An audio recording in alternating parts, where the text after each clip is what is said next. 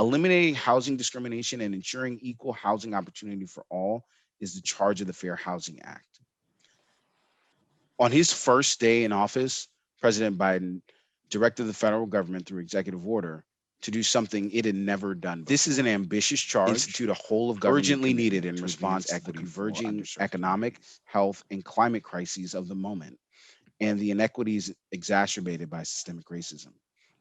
First, equity has to be at the heart of our this policy. Executive order. We are not tacked on at the end equity by putting equitable policy making practices at the heart of not just policy, but programming, budget, and regulatory processes. Second, equity is both a practice and an outcome. Our agenda has to match the moral urgency of the crises we face. And three, we pursue this work knowing that greater equity benefits all Americans. The President's American Rescue Plan, or ARP, is projected to cut poverty this year in the Black community by 38%, in the Hispanic community by 43%, and in AAPI communities by 23%. The ARP also delivered the largest ever single investment in Native programs, $31.2 billion in investments, including $20 billion for tribal governments to combat COVID-19 and stabilize tribal community safety net programs. We know that evictions disproportionately affect Black and Latino communities and often fall hardest on women.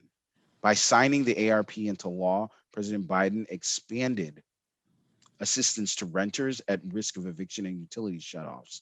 This additional $21.5 billion will help renters cover back rent owed to landlords and help small landlords regain financial security. The American Rescue Plan also provides $10 billion in relief to homeowners who have lost income or face hardship during the pandemic. The administration has also worked hard to advance equality for LGBTQ plus Americans by preventing discrimination.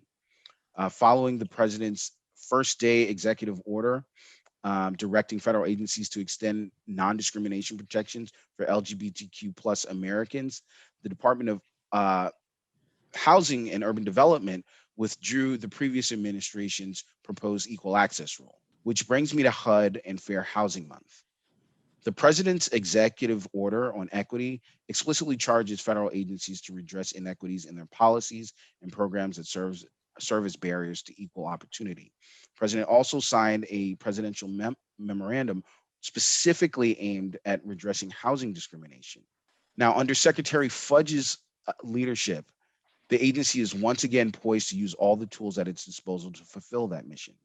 But they've been working tremendously hard, not only to prevent housing discrimination, but also to advance equity for underserved communities across this country who desire access to safe and affordable housing and their own piece of the American dream.